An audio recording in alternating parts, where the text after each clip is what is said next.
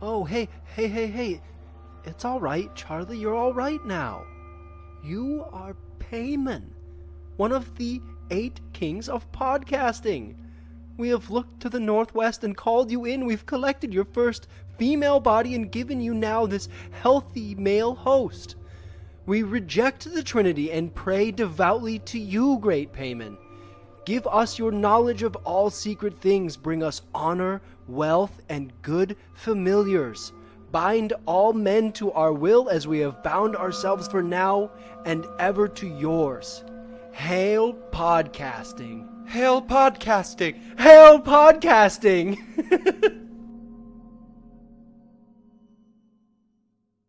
Gentlemen, you can't fight in here. This is the war room. You can't handle the truth. King Kong ain't got shit on me. I am the third revelation. I am so much crazier than you. I am the one who knocks. Go ahead. Make my day. Nice thing, big boy, huh? That's right. Fuck you. Everybody on? Good. Great. Grand. Wonderful. Welcome to Facing Off, a podcast where we take 2 movies that we find to be similar and we compare, contrast, and rate them based on some metrics we came up with. I am one of your hosts, Gabe Siegel, and happy Halloween to you, Nicholas Tellier. Halloween to you. What's up, Nick? Gabe? Nothing much. You got some plans for Halloween? I don't. I need to ask you what you're doing for Halloween. Okay. Julie asked me to ask you what you and Danny are doing, because if you don't do anything, then we won't do anything, because we're Well, we're wanted codependent on your guys' relationship. Yeah, so you guys are we really need sad. No, we're thinking about watching some horror movies, maybe some Scream, because I love Scream. We could do and that then, together. Yeah, and we can eat some candy and I eat too much candy. Yeah, once I start eating candy, this is like October or November is like a bad month for me, because once I get like a little taste of candy, I eat way too much. Dude, you know what I discovered recently? What? Peanut butter Snickers. Oh, that's amazing. It's the best candy bar. Everyone listening, it's the best candy bar that exists. To be honest, I'm Find not a it, big like eat it. chocolate and peanut butter over like fruity type candy. That's type because person. you're dumb. I love like fake high fructose corn syrup. I mean, that's fair. I do too. But seriously, biggest recommendation from this whole thing, regardless of what our recommendation is peanut butter Snickers. I'd love to hear it, dude. So today we're going to be talking about Hereditary and Rosemary's Baby. So why don't you give us a couple disclaimers and then the synopsis? Yeah, yes, that sounds we're not going great. to forget this time. Good call. 2 disclaimers. First one, we are not movie critics. We are not experts. These are just our opinions, and we want your opinions. So this is not a be-all, end-all. We are not trying to say or talk about how our ratings are like true critiques of these movies. Right. They're just like a platform to present information in this podcast. Thank you. So the other disclaimer is we have already kind of spoiled Hereditary in the beginning, and we are going to spoil Rosemary's Baby. I was the male host, by the way. Yeah, you're the healthy male They're the host. healthy male host. We're going to spoil these movies. These podcasts are always going to spoil things, so please watch the movies or don't mind being spoiled. Right. I know a lot of you are a little scared to watch Hereditary. That's okay if you want it spoiled. I do recommend you seeing it because it's a great movie. And you can find it on Amazon right now, and you can find Rosemary's Baby on Hulu. You should go out and watch Rosemary's Baby. It's an absolute classic. Yeah, and it's kind of nice that it's great. out It there. holds up. We're gonna spoil. So We're gonna spoil. if you don't want it spoiled, boom, stop now. Stop. All right, spoilers. 3, 2, 1. All right. Thank you all for joining us for our Halloween episode. We're going to talk about 2 movies in which mothers unwittingly enter pacts with demons or the devil himself, and then have their children stolen from them. Rosemary's Baby is the story of Rosemary and her super greedy actor husband that agrees to let Satan bang and impregnate his wife. And Rosemary's Baby ends up being a little bit less human than she'd like. Hereditary is the story titular. of a familial unit ripped apart by their deceased matriarch's decades-long plan in order that she concocts in order to possess a male family member with the demon Payman in order to gather some riches from Payman. It doesn't end well for anybody except a bunch of naked old people and Payman. Yeah. So Payman's a big winner. Yeah, Payman definitely wins. Payman comes out on top. Get to that. Yeah, I mean, we're talking about this because Hereditary very much borrowed some things from Rosemary's Baby. Rosemary's Baby kind of inspired a lot of horror movies that we watch. It's definitely the inspiration behind Get Out in certain ways, and it's definitely the inspiration behind Hereditary.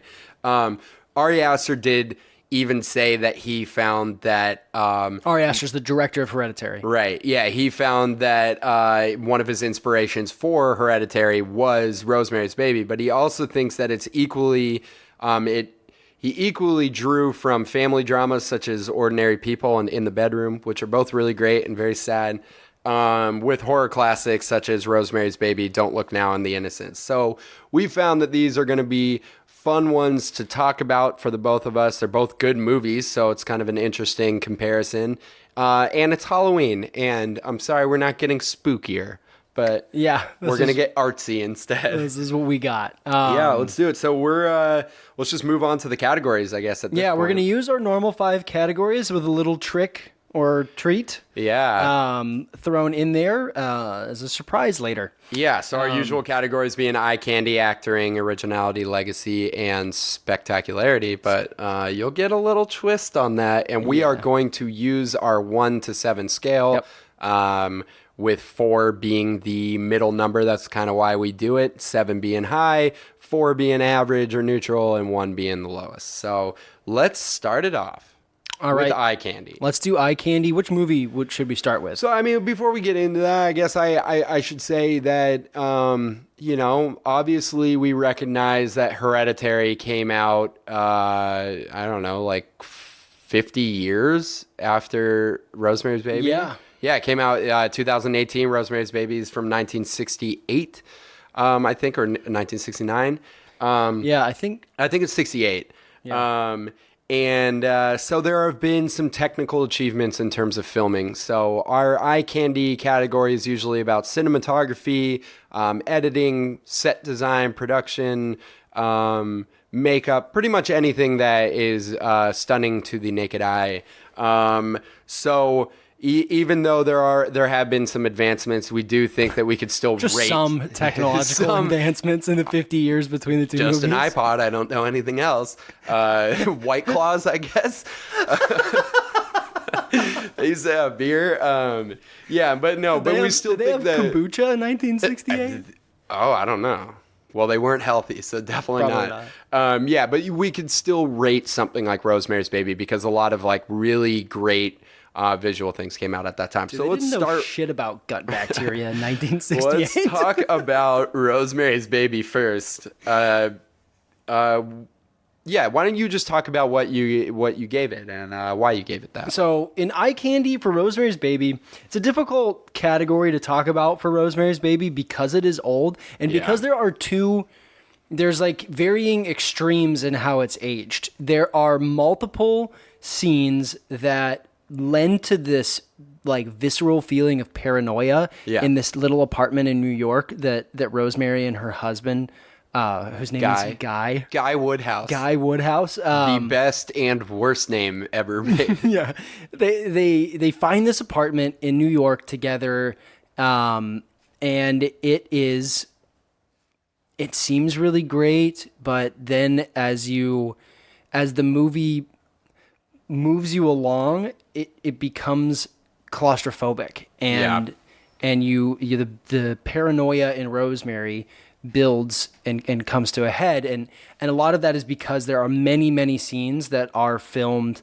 There's several scenes that are filmed continuous in a continuous shot, unbroken, uncut shot, and it lends itself to that paranoia, and it ages very well in that regard.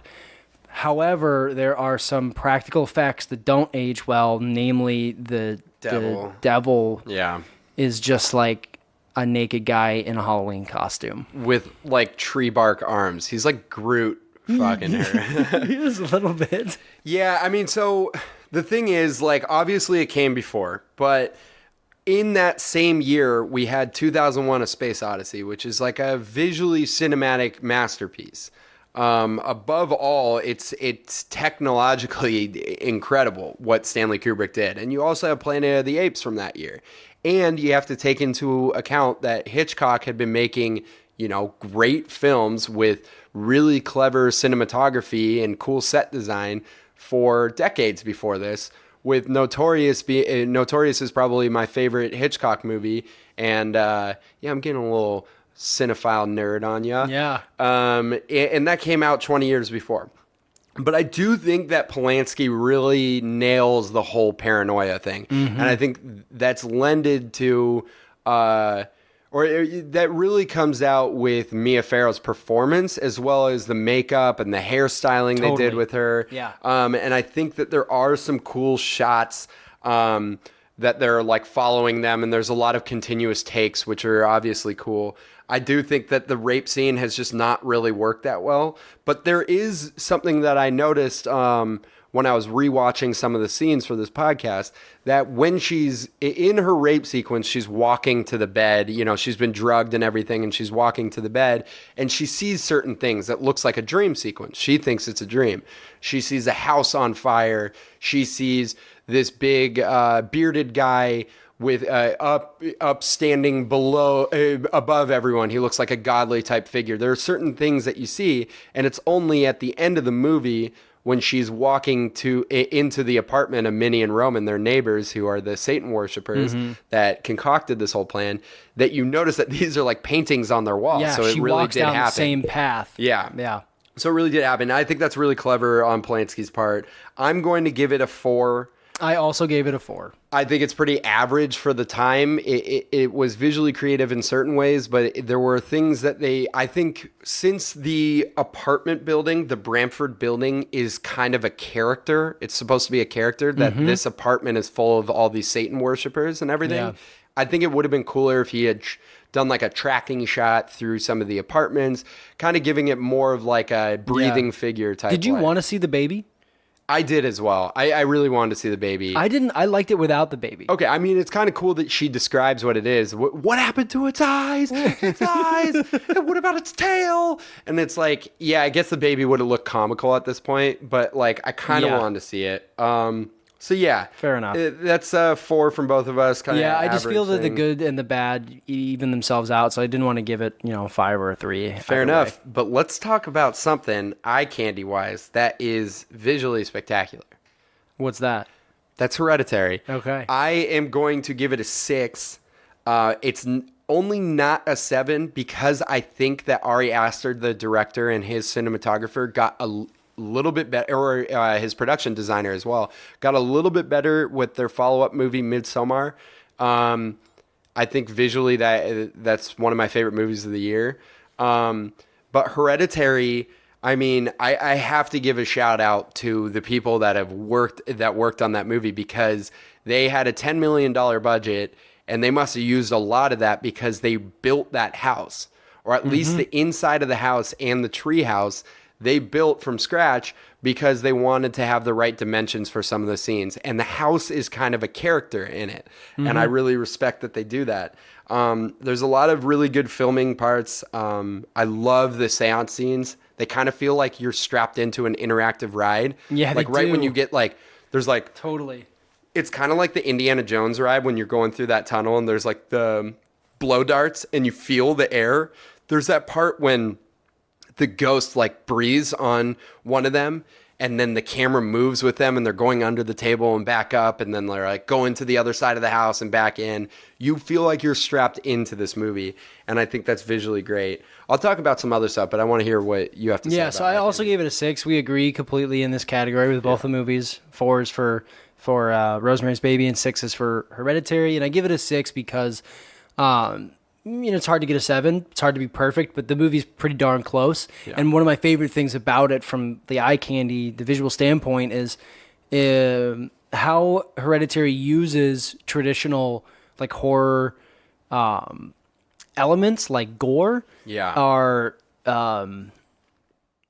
so purposeful and it makes it so much more poignant. There are only a couple instances of actual gore in the movie, and they're so perfectly done. Right. There's the scene where you see Charlie's head for the first time, and it's just covered in ants and bugs, and you see it only for a little bit, and it's after the mom has discovered the true carnage of what happened thing is, that like, night. you can see the agony in her face. Yeah, when she died, and it's just, you still see her like struggling to breathe, but Right. she's just a head on the ground. Yeah. And it's just so gnarly and perfect. And the other scene is where you just hear this sound, and then you find out that the son looks up, and it's his mom being possessed by a demon, just bashing her own head into the ceiling, and it's just so. And then you hear the.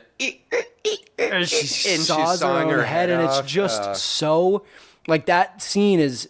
There's not another scene as gruesome as that one, and because that's the one scene in the movie that's that gruesome, it's so much more powerful, and it's fantastic. I think it's fantastically done. So Yeah, just to close out Eye Candy, I mean, just like a couple of the visual things I really love. I think it's so cool the way that they use miniature houses, which we'll talk about in originality. But the transitions from the miniature houses to the actual real life characters, especially the first scene of the movie that's zooming into Peter's room, is insane. You can't even tell when they edited in the real life characters. It looks so real. I also think there's some cool visual cues, like him seeing the rear view mirror from his car in the classroom, the specter of the grandma at the beginning, which is the thing that really haunted me for a long time. Yeah, I'm giving it a 6 out of 7. Nick is as well. Let's move on to our next category. Our next category will be actoring, which pretty much encompasses how believable the characters were, how believable the acting was whether it was good or bad. Did the directors, writers, producers, whoever did they give the actors the tools necessary that they needed for them to give the performances that they did? Great point. So why don't you start with Hereditary? Okay, I will hit lead off, and I'll talk about Hereditary, which I gave another 6 because I think it is pretty phenomenally acted all the way around. My favorite character and scene being the son. Oh God, he's so good. Why am I blanking on his name? Alex Wolff. But his name's Peter. Is right. the character. Yeah, Peter's the character, and he's Alex Wolff of the Naked Brothers band. Yeah, and there's the scene where he is where he accidentally kills his own sister by running into that pole, is the look So on haunting. his face and the range of emotions and just those little sounds that he makes where he realizes, like, he just goes, okay. It almost sounds like he's saying, "Are you okay?" at the first part. Yeah. Realizing that his sister is dead, and then he's like, "Okay." Oh Yeah. my God. And it's just, that dude came out of nowhere and gives this incredible We've just seen him in Jumanji and the performance, Naked Brothers and movie. it's not really in the lines that he delivers necessarily. It's the physical acting, the acting, just the focus on his face, is incredible. So I just wanted to highlight him, but I think all around the acting is great. I give it a 6. Yeah, I'm giving it a 6. I'm only not, and the big thing that pushes it to a 6. Toni Collette is incredible in this movie. And I always like Toni Collette. I think she's always been a really good actress. I think this was a powerhouse performance. I really wish that she had been nominated. She was so good as Annie in this, and I do think Alex Wolff was great as well. I think a scene that really highlights how great both of them are, there's 2 scenes. There's the dinner scene where she says, but I always see that fucking face on your face or whatever, and she's just shouting at him, is so powerful between the two of them, and Gabriel Byrne, the guy who plays the father. But the other scene that I think should have just been like a highlight reel for the Academy Awards was the dream sequence. This is a good dream sequence when she walks in, walks into his room, and he's like, "Why do you hate me?" or something like that. And she's like, "I wanted to have an abortion or whatever. I never wanted to have you." And then she's like, "Oh, and like catches her breath, and then it slowly, you don't know that it's a dream sequence until he's like, why do you hate me, like crying, and then he's like covered in paint toner or whatever, or whatever that paint stuff is that she had doused her kids in a sleepwalking thing, and then they're on fire. I just thought like it was great by both of them. I think the child actor was pretty good. She just more has a creepy face than anything. Gabriel Byrne, there's some makeup there. You look her up on IMDb. She's not a weird looking person. It's always nice to see Gabriel Byrne and his like slowly revealing Irish accent in every movie he's done. Ann Dowd as the leader of the Payman people was really good. Man. I know my friend Clay absolutely hates Ann Dowd, but she's like pretty good. She just plays like a crap person in everything. Everything, and she's like so creepy. I don't know, but. So I read something that I really wanted to like mention right now before we move on. Gabriel Byrne and Alex Wolff had worked together before, and then Millie Shapiro and Alex Wolff, the daughter and the son, went to school together. And Toni Collette wasn't part of that, so they used that to their advantage to make her feel alienated within her own family, like felt like everyone was turned against her. And I thought the way that she played like a crazed and childish type person was great, and it wasn't in her control. So that's a 6 from both of us. Let's move on to Rosemary's Baby acting. Okay. How about you bat lead off this time? Yeah, I gave it a 5. I'm so close to giving it a 6 because I think Mia Farrow gives like an all-time performance, and it's actually kind of it's also crazy that she wasn't nominated for that, especially since she was a famous actress. I think she's really good.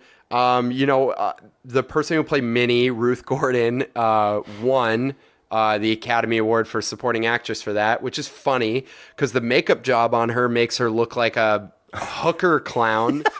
I have to ask you this before we move on. Does anybody in any movie eat cake in a more disgusting way than she does? No, absolutely 100%. Is that the character, or does Ruth... I honestly wonder if Ruth takes Gordon... the cake for eating cake like a maniac. Yeah. She's like, oh yeah, and you guys are from Uptown? And like, dude, do you think she doses all of her cake with like a little bit of hallucinogens? Or like catnip or something at that point, dude. It's ridiculous. So dude, it's just she's tripping so hard the whole movie. The thing that hurts it for me is that I don't really believe in the love between the main actors. I think Mia Farrow does a great job, and I think in the beginning they're kind of this cute like couple that likes to make fun of things. But John Cassavetes, who is Chris D'Elia's favorite director, the guy who plays Guy Woodhouse, he's always been a fine actor. He's kind of like charming and like nonchalant in a way that Humphrey Bogart was. Apparently, Roman Polanski didn't really like working with him. I could see him. That's why he became a director. He's like Edward Norton, where he wanted to question it. I just didn't really believe in them that much. I also have to say, I think besides Minnie and Roman, I think the other actors who play the neighbors are terrible. The ending scene, like the fat lady with the glasses and the Asian dude with the camera. I mean, I like was laughing at how ridiculous it was. I think you're supposed to. Yeah. But like they're too ridiculous and comical. But I almost wish they didn't speak like the Payman worshippers. Right. Yeah. There are just so many things. It's just so funny because that's such like a direct parallel. Those are kind of the things that I think of that Hereditary borrows or pays homage to Rosemary's Baby. There's a scene this doesn't really have anything to do with acting, but I'll just say it now. There's a scene that is almost imitated in Hereditary where you see like the naked old people creep around. There's like three naked old people creep around behind the main characters. In the house, yeah. And it's almost like shot for shot. In my mind, at least. Including his history teacher. Looks just like the history teacher and several other people in Hereditary. But, I mean, in terms of that's crazy. Of acting for Rosemary's Baby, I was really torn between a 5 and a 6. Yeah. Do what feels right. Because, but I'm going to give it a 6 because the more that I like read about Mia Farrow and the relationship that she had with her director, with Roman Polanski, and how he brought out the performance and a lot of that feeling of paranoia in her character, the more that I come to kind of think that is a very, very skilled performance that she gives. Right. And she carries this movie. in terms of the acting performance. Mia Farrow had what a crazy personal life she had, getting married to Woody Allen, who may or may not have diddled her child, and Frank Sinatra. Frank Sinatra. I think she kind of sort of left Frank Sinatra for this movie. Right. Yeah. Which is wild. But there's also scenes where she's a great actress. She walks into traffic, and that's actually her walking into traffic because Roman Polanski, I read that as well. Roman Polanski said no one's going to hit a pregnant lady. And then just followed her out into traffic with a camera and was like, this is good. That's fucked up. Which is that totally reminds me messed of what up. happened in Last Tango in Paris. Yeah, there's like the scenes where she calls the man who goes blind, and her performance is really well done, and she has this kind of like bewildered look on her face, and a lot of it is because she didn't know who was going to pick up the phone, but then it was, I think, someone that she knew or something like that, and so she has this kind of bewildered like face, like she can't place the. Her acting sells the movie. I think she kind of sucks at the very last scene. She's like almost comically. Yeah, it's a little over the top. But she's really good. Scene. It really reminded me. I'm gonna go ahead and give it a 6 and give it the better of the two scores I was. That's fair. Debating. I gave it a 5. Let's move on to originality, and let's just talk about. Let's talk about Rosemary's Baby first. I guess I can lead it off. I think that the thing about Rosemary's Baby, as we mentioned, a lot of movies have been influenced by it. So obviously you have to give it credit in that way. I think the ideas and the story in Ira Levin's book, the guy who wrote the book for Rosemary's Baby, are obviously famous. And I think that Roman Polanski deserves a lot of credit for his writing for it. And I think that was one of the 2 nominations it got. Have you read the book? No. I haven't either. I'm considering it too. Apparently, the movie is extremely faithful to the book. So that's like, that kind of works against me thinking that Roman Polanski is really creative with it. Yeah, I guess because it kind of reminds me of like Watchmen.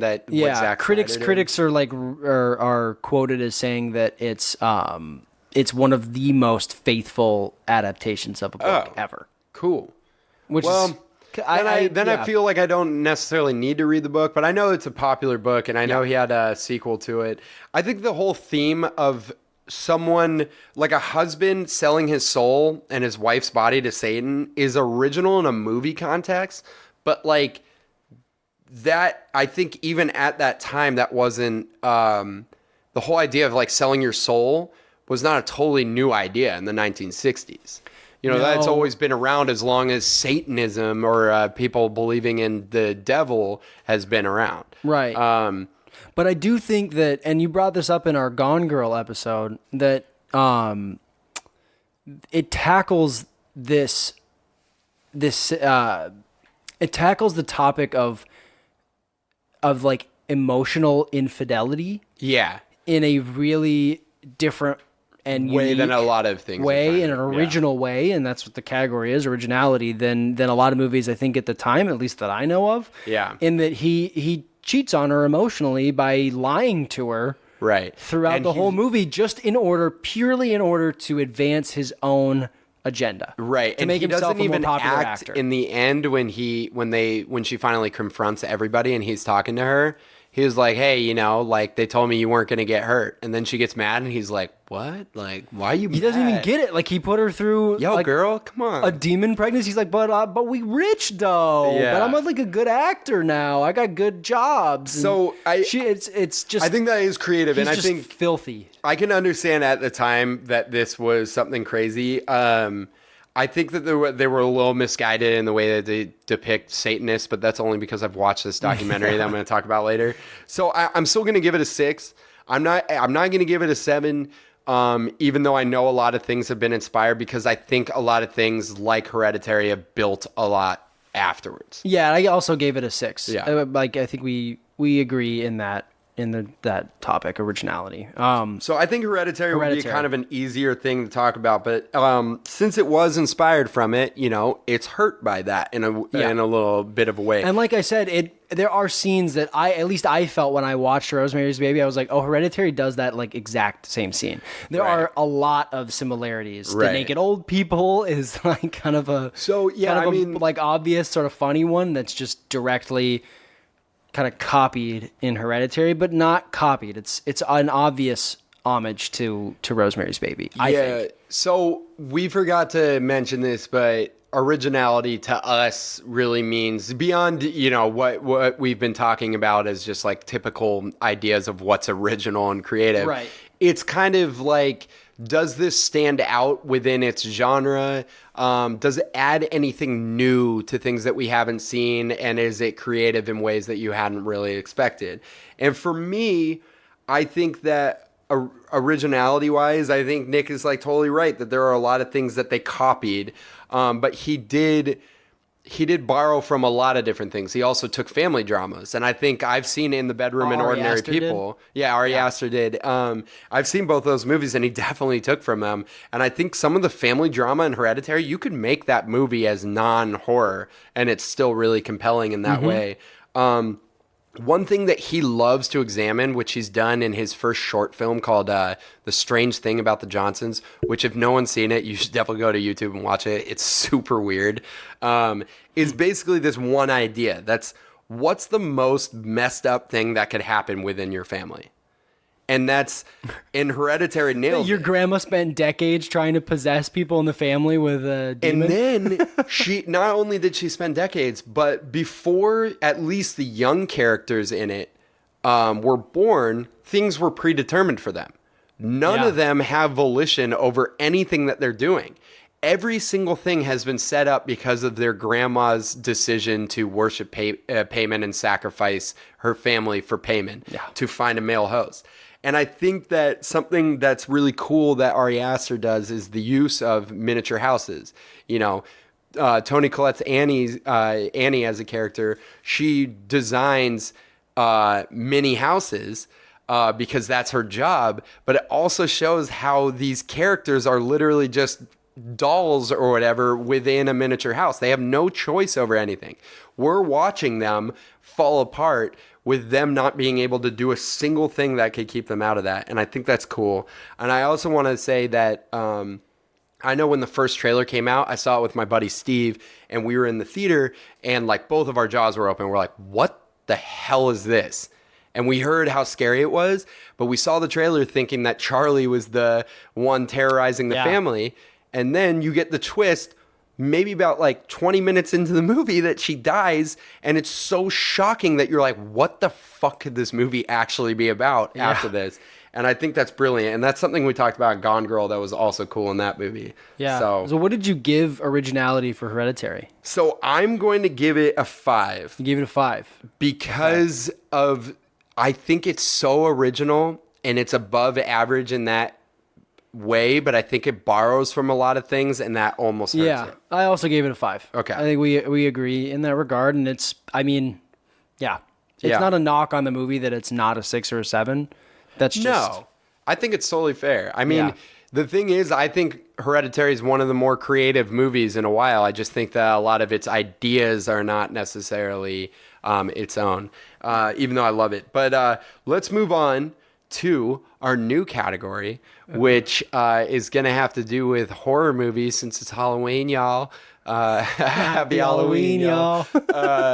And we are going to take our normal category, spectacularity, which deals with engagement, your engagement level with the movie, and we're going to call it spooktacularity because we're super clever. So corny. So spooktacularity is going to talk about certain things such as whether, especially with a horror movie or something creepy, I don't really consider Rosemary's Baby really a horror, but it is creepy in certain ways. Did it rely on jump scares for thrills, or was there some deeper horror? Or even with a horror movie, were the jump scares timed in an appropriate way, or were they just thrown at you? Yeah. Was it unsettling for a while after? Did it make you think about things at night? Did it keep you up at night? Did you need to know what would happen? Were the twists obvious or were they well crafted? After that long description, why don't you start with Hereditary? Okay, so Hereditary, in terms of its spooktacularity, I gave it a 6 because it's one of my favorite horror movies. Yeah. It's great. I mean, all of the questions that you're asking, the answers that we ask in this category that we've created is yes. It's creepy. You think about it after. It sticks with you. It's, like I said earlier, its use of gore. I don't really think it has jump scares, but like those classic kind of horror elements. There are jump scares at the end of the movie. Yeah, and they're poignant. They're few and far between, and it makes it powerful in terms of its power as a horror movie, right? As a horror thriller. So I hope you're all wearing your scuba gear because Gabe's gonna do some deep dives. Yeah, I'm gonna get a little deep with this, but I'm giving it a 7 out of 7, spooktacularity wise, because I'm gonna kind of paint a picture of how I watched this movie.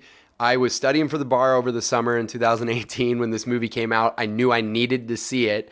So I took a break and I went at 9:30 in the morning because I'm so scared of horror movies. I don't like one of the scariest movies I've ever seen is this movie called Abominable. And it's so bad. Like it's the campiest movie about Bigfoot killing a bunch of like hot chicks in this cabin. But it has always messed with me because I've lived in the mountains, for most of my life. But I went and saw Hereditary at 9:30 in the morning, and it was like pretty quiet in the theater, and I was one of maybe like 12 people, and I was so engaged and so terrified. My head was literally inside my shirt almost the whole movie.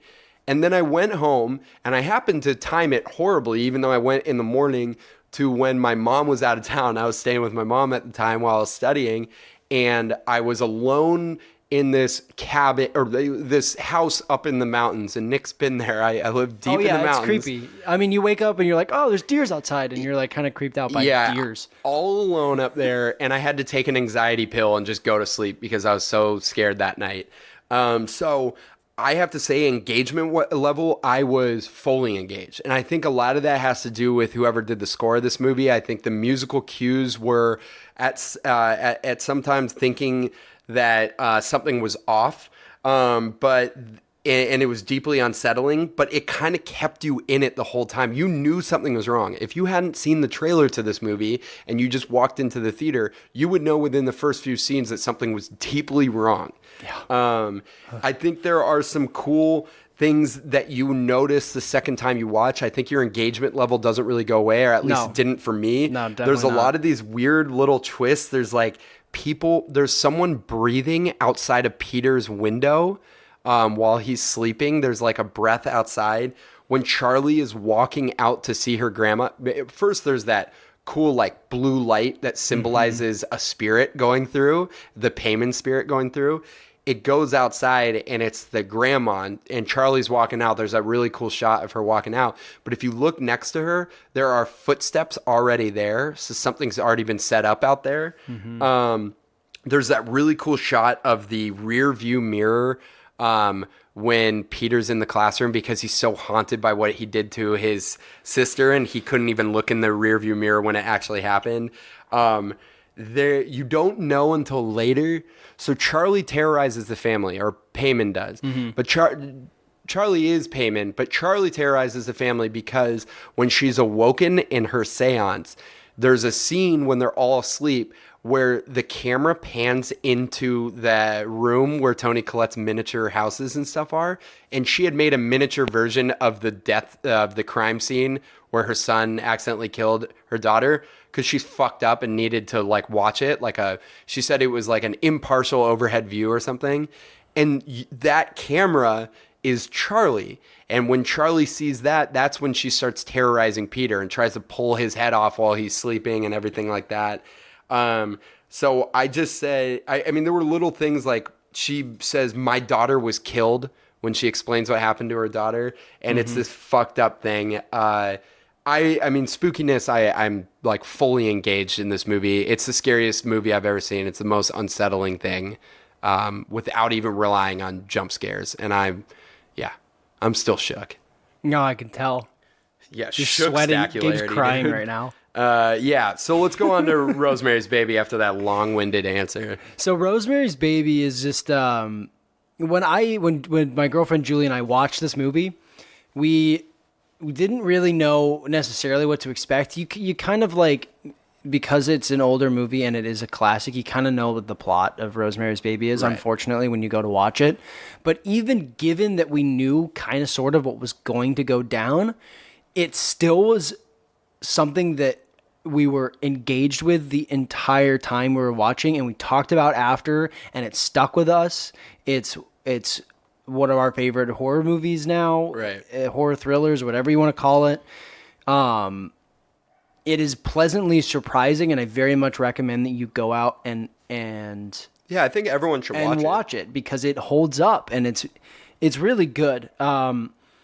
I initially gave it a score of a 6, but I'm gonna give it a 5. Yeah, because it's something I'm about to talk about. Huh? Because Gabe's going to talk about something, and we kind of talked about this a little bit before, but it's a great movie. Yeah, it holds up. Go and watch it. It's spooky, it's creepy, and it sticks with you after. Yeah, I really like Rosemary's Baby a lot, and I think that it's obviously, we've talked about this at length, but a lot of things have been inspired by it. I think watching the first half, knowing that it's a famous horror-ish type movie, a creepy movie, I'm always searching for clues and I'm bracing for terror. And unfortunately, I don't think that a lot of that came true. There are little clues, such as the pendant that Rosemary wears with the Tannis root, that she's kind of been marked by the devil with that. And there's like a little warning at the beginning about not moving into the Bramford apartments because of murder and cannibalism and stuff. And there's the next door neighbor's first like protege or whatever killed herself. Those are some good, like, and you don't know why. Signs. That's like that's such a great mystery. And so that leads to a lot of the paranoia. As the audience member, you don't know why Rosemary's so scared about what's going on. You see little clues, but I do kind of like how subtle everything is. Yeah, it's a very nothing's like subtle on its movie. face. I just think that I wasn't as engaged with it as like a terror. I was more engaged in some ways as like a character study into paranoia and like a love being destroyed by selling your soul.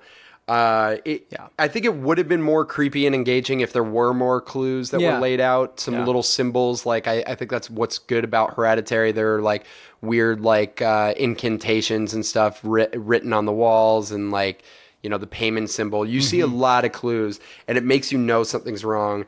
I don't think the score really helps it out that much as well, but it's fine. The thing for me that takes me out of the spookiness of it, or even the engagement, is just how poorly the devil rape scene has aged. Yeah, okay. It looks so dumb. And it is weird, and it's almost comical. I think it was supposed to be absurd when it came out, I think it was creepy. So I guess I was reading in the trivia section on IMDb that scene, the actor that plays the devil was like naked and grinding on top of Mia Farrow. Yeah, I mean, her tits are out. I wouldn't be that surprised. For a long time. Oh. And then they finished the scene up. He stood up, he shook her hand, and was like, "It was very nice to work with you, ma'am." That makes she was like, so much sense. It was nice to work with you too. And she remarked later, "He's a wonderful man." I'm sorry for interrupting that. That sounds like Roman Polanski. He was a pervert then, before Sharon Tate. Yeah, he put his actors through some serious shit in this movie. Yeah, he's a weirdo. But I have to say that I kept thinking about in the devil rape scene, and this is unfortunate that I saw this movie after I saw This Is the End. I couldn't stop thinking about Jonah Hill, who I didn't even know was making fun of this scene when he gets raped by the devil, and he goes, "Oh, this isn't a dream. This is real." And the way he acts, he does the over dramatization of it, is the way Mia Farrow does as well. I think that, you know, obviously it's not a horror movie, but there aren't jump scares, and it's some good slow burning. I'm going to give it a 4.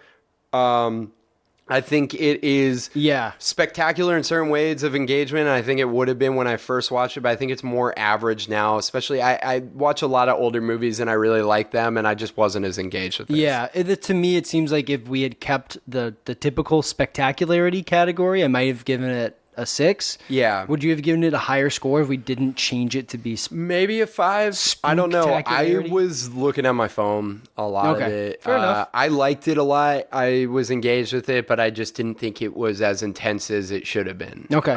Let us know what you think, listener. Yeah, we would love that. So let's finish it off with Legacy here. Yeah. This could be a pretty quick one. Right.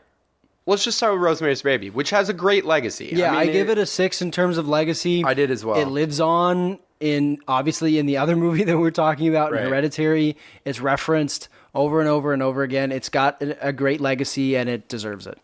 I think, like, even though it's comical, the rape by Satan is like it's the number 23 like most famous horror scene or whatever. Mm-hmm. I think a lot of movies, you know, we watched Penny Dreadful that, you know, took from this as well. Hereditary, Get Out. I can't really tell though if it was more impacted by something like Ira Levin's writing, or if it was actually Roman Polanski who did that, and if it's I don't know. I need to read the book because everything I've read says that it's almost directly the same. Yeah, parallel to the I'm going to give it a 6 because I think that it skyrocketed Roman Polanski's career. I still think The Pianist is his best movie, and he's made great movies even though he's a diddling pervert criminal. But reason I'm not giving it a 7 is I think there are still a lot of people that don't watch the movie. I think a lot of people just don't really care about it. And I think that there were other movies that were crap. I think things built on it in a great way. I'm giving it respect, but I'm not going to say it's better than the movies that were built off of it. Fair enough, but I do think that the legacy is there, and that was me. Definitely. That was me until I watched it, and now it's one of my favorite movies that I've seen. I really enjoy watching this movie. So I'm glad you watched it then. Yeah. So what do you give Legacy for Hereditary? I'm gonna give it a 5. I was gonna give it a dude. I thought you were gonna 4. give it like a 7 and just blow me away or something. I give it a 5 as well. Here's the thing about Hereditary: it's always gonna have something like Rosemary's Baby hanging over it. So its legacy is not going to be as strong, but I do think it's a 5 because I know so many people, including probably people that listen to this podcast, including my mom, who won't watch it because they're so scared of what everyone's talked about with it. And it has that kind of legacy. I think it's already one of the most appreciated horrors in terms of like artistic, quality. I think that it pushed forward the horror genre a lot. I think like a lot of movies are doing that nowadays. And I think production studios or distributions like A24 have really pushed forward horror to a new level. And Blumhouse is another one of those. Yeah. So I think that did that. It doesn't have the legacy of Rosemary's Baby, but it really made Ari Aster like a name that people are going to focus on for directing and writing. Yeah, I totally agree. I don't think I can add anything to that category that you didn't just say. So let's add it up. I gave a 29 to Hereditary. I gave it a 28. Okay, yeah, very close. It comes out to like an 83, 81%. I'd probably give it like a 92 overall. But okay. What'd you give? Like a 92, 90, if we did like a scale out of 100. Like out of 100, Rotten I would Tomatoes. do that. Yeah. Okay. What did you give Rosemary's Baby? And then Rosemary's Baby for me gets a 26. Okay, I gave it a 25. So we're like neck and neck here. Yeah. Wow, we're boys. We started a podcast together. Hey. Look at us. Hey, look at us. So that's a 51 out of 70 for Rosemary's Baby. And then let me get my math goggles on. What did you give it? Did you say 29? I gave it a 25 and you gave it a 26. No. So that would be... Oh, I gave it a 29. Okay, so yeah, so that's 57. Okay. So 57 out of 70 is great. Hereditary and 51 for Rosemary's Baby. Which is great. I think they are kind of neck and neck in that category. So we are going to go on to accolades here. And normally we're going to talk about MVP versus LVP. And we will very quickly after. But I think it'd be kind of fun, since it's Halloween, y'all, to do a top 5 of favorite horror movies in no order. Okay. So do you want me to go first? Or you could do it in no order, or you could do it in order. But top 5 horror movies. Do you want to discuss what we think a horror movie is before? Quickly? You do, so let's do it. Yeah. Very quickly. I mean, for me, horror, I'm very picky about my horror. Like, I think horror has to have, it has to be scary above everything. It has to be objectively scary. I think it has to have some supernatural element to it. And if it doesn't, it needs to be a slasher. And then if it still doesn't, sci-fi movies could still be horror, but I more lean sci-fi as a category than horror. Okay. Go ahead. That's fair. So you want me to do my 5? Give us your 5, big boy. My 5, in no particular order, are Cabin in the Woods, Hereditary, The Witch, Aliens. The second one. No, sorry, Alien. Oh, really? I honestly like Not the a popular first one more. opinion. I know, it's not. It's scarier, I think. I think so too. Yeah. I don't know. Fair. I'll do Aliens / Aliens. What's I love your that 5th? series. And then Get Out.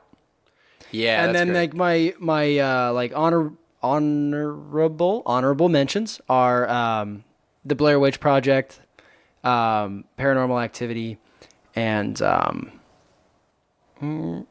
yeah. Dude, I thought Paranormal... I the same way that people thought that Blair Witch Project, when it came out, was a documentary, I thought Paranormal Activity was a documentary until the last scene, when it's clearly not.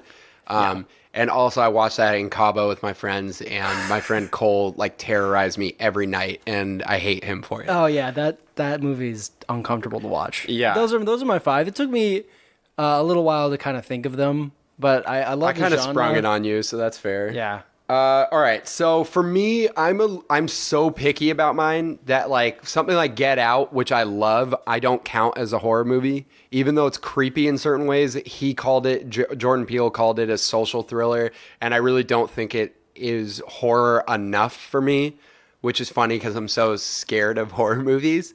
But that I respect your top 5. I love it, Nick. Thanks. My number 1 is Hereditary. I think it's the most unsettling movie I've ever seen, so I have to put it there.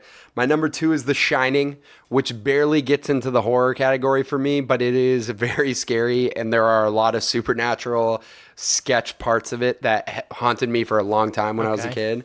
My number 3 is Scream, which is funny because Scream is a horror movie that makes fun of other horror movies. Same with Cabin in the Woods. Yeah. So we each have one I of love those. Cabin in the Woods as well. I wasn't scared by Cabin in the Woods. No. But I love it. I love the idea of it. But Scream is like Cabin in the Woods, a little bit less goofy, but it is making fun of it. But it also is like a good slasher film. And I think I'm really mad I couldn't have seen it as a kid in theaters, because I think as a cinematic experience, it would be fun with the music. Then I have The Blair Witch Project, which is a brilliant movie. It's really sad. It's not even scary at a certain point. It's just really fucking sad. And then I got a tie for 5th, 2 old movies. I have Psycho by Alfred Hitchcock. I think is a really well done horror movie, and I think the whole Norman Bates reveal at the end is so good. And I have An American Werewolf in London, which is another comedy horror, but the horror is really gruesome and disturbing. Do you have an MVP for Rosemary's Baby and Hereditary? Oh, God. The MVP goes to Tannis root, baby. Oh, shit. You got to get that root, baby. It's totally Smells not. like garlic.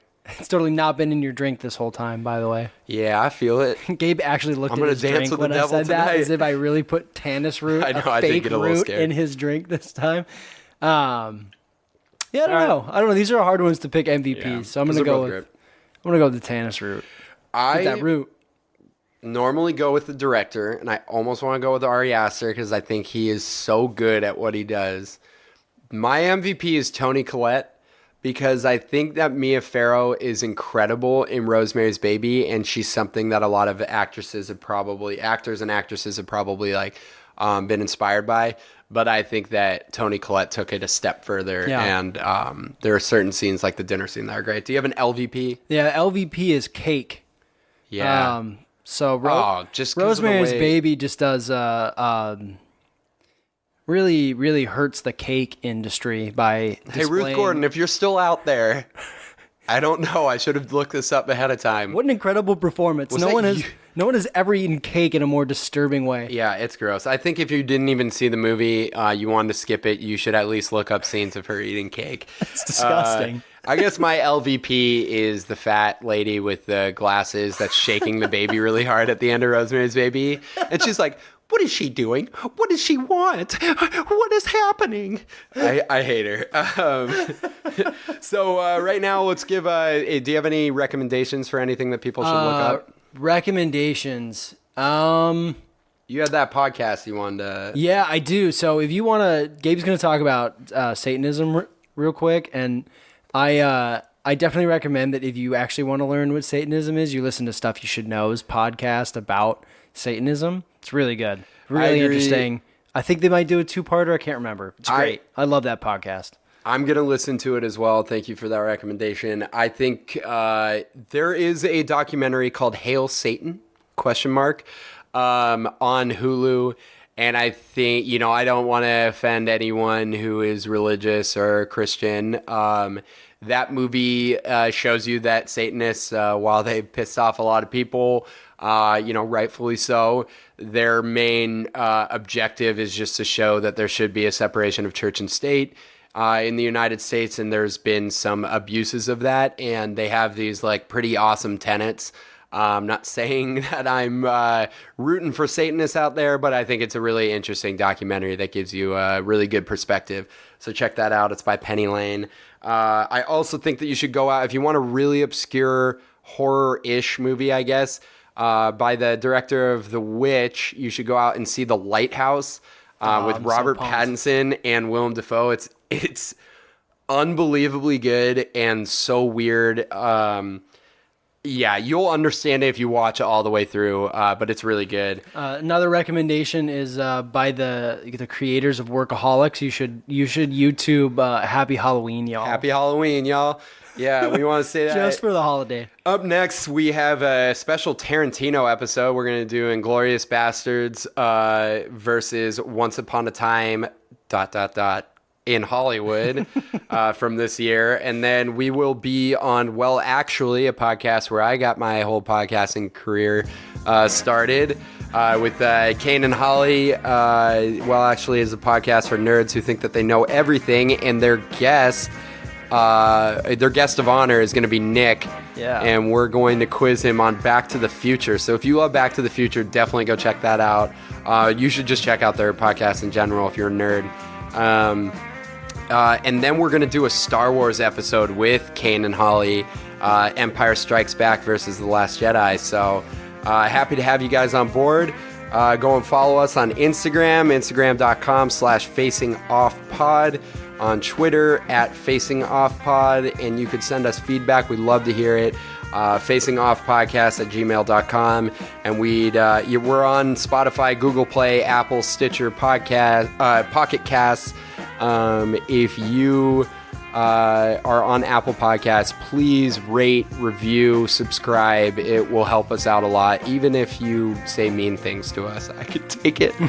But happy Halloween, y'all. Do you got a send off? Happy Halloween, y'all. Don't you ever raise your voice to me. I am your mother.